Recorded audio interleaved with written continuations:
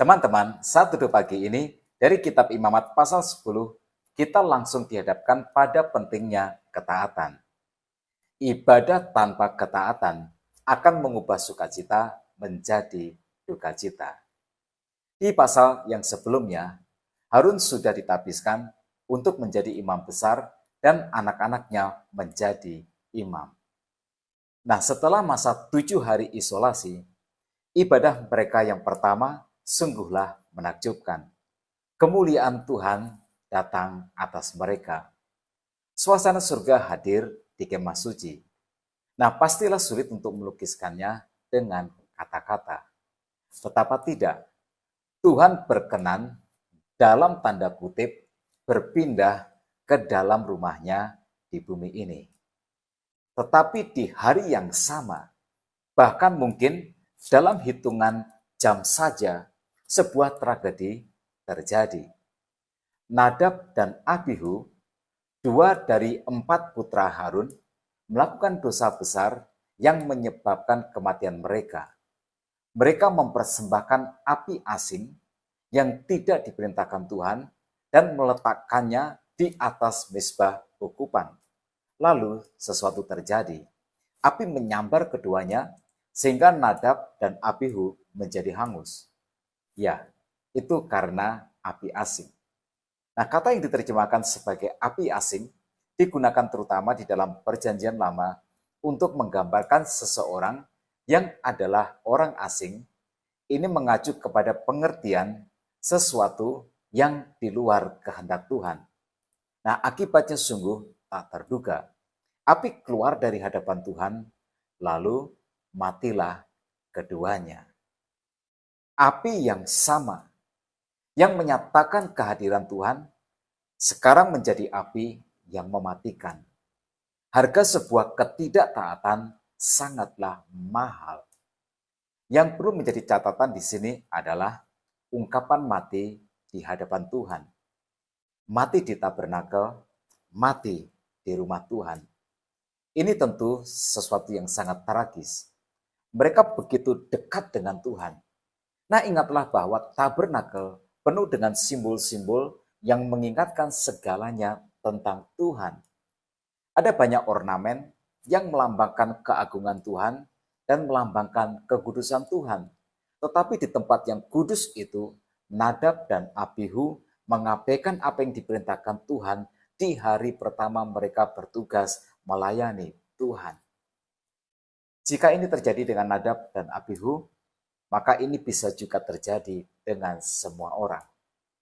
Saya semakin memahami peringatan yang diberikan Tuhan Yesus dalam Matius pasal 7 ayat 21, bukan setiap orang yang berseru-seru kepadaku Tuhan, Tuhan akan masuk ke dalam kerajaan surga, melainkan dia yang melakukan kehendak Bapakku yang di surga.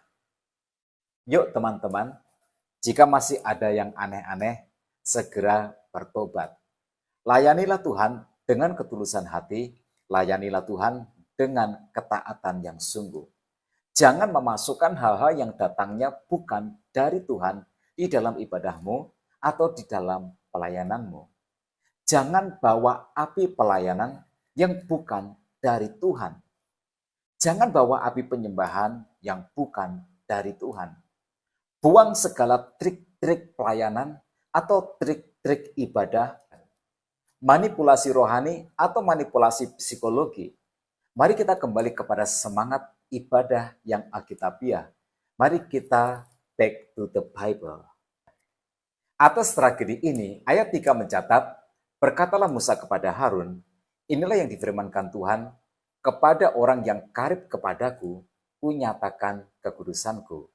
Dan di muka seluruh bangsa itu akan kuperlihatkan kemuliaanku. Dan Harun berdiam diri. Ya, apa yang baru saja terjadi adalah Tuhan sedang menyatakan kekudusannya. Tuhan adalah Tuhan yang maha kudus. Maka mereka yang melayani Tuhan harus kudus atau mereka akan tereliminasi. Nah, yang menarik adalah diamnya Harun. Harun berdiam diri. Dulu sewaktu dia melakukan dosa besar, membuat berhala lembu dari emas, dan kemudian mengajak Israel untuk menyembah berhala lembu emas itu, Harun membela diri pada saat dia ditegur oleh Musa. Tetapi sekarang dia tidak. Harun diam, Harun menerima. Nah teman-teman, kita semua bisa belajar dari kesalahan yang kita lakukan. Walau itu sangat pahit, obat memang pahit, tetapi obatlah yang membuat kita menjadi sembuh dari sakit kita. Jadi ketaatan itulah yang membuat kita tidak akan pernah melanggar kekudusan Tuhan. Karena itu, Musa meminta dua dari sepupunya untuk membawa jenazah Nadab dan Abihu ini. Bukan anak Harun yang lain. Karena anak Harun yang lain juga adalah seorang imam. Seorang imam tidak boleh menyentuh mayat karena itu akan membuatnya menjadi najis.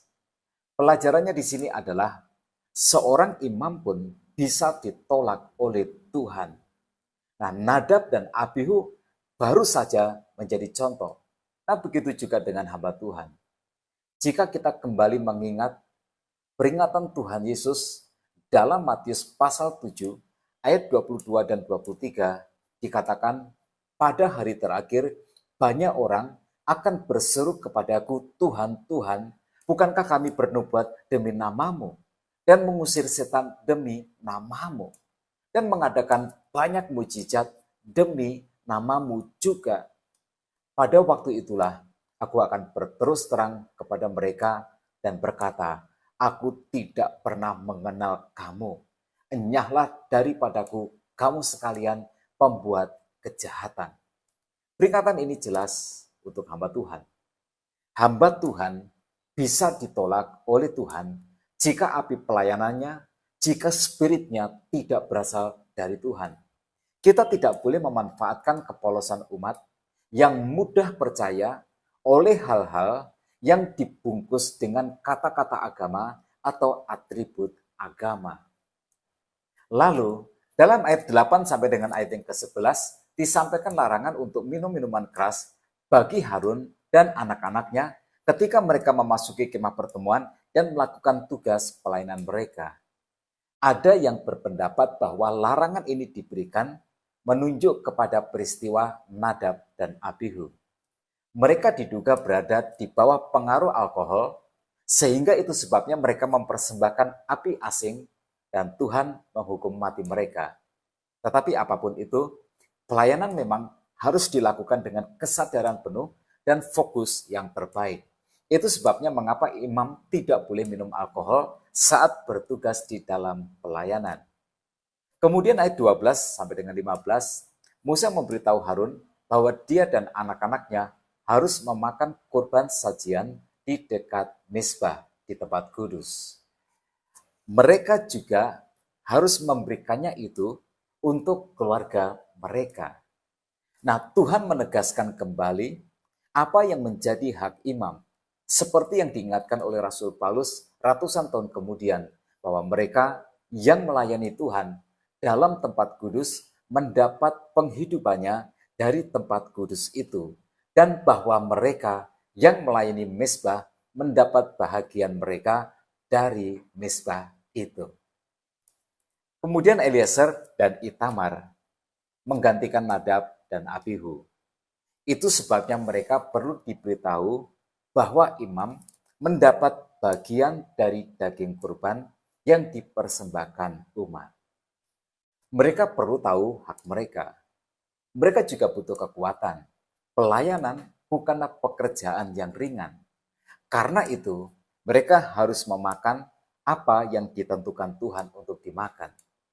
Bagi Eliezer dan Itamar, tindakan memakan daging kurban yang menjadi bagian mereka itu juga mempunyai makna bahwa mereka sekarang diterima di dalam lingkungan pelayanan imam. Nah, umat harus tahu bahwa mereka sekarang adalah imam yang baru, pengganti imam yang sudah tiada.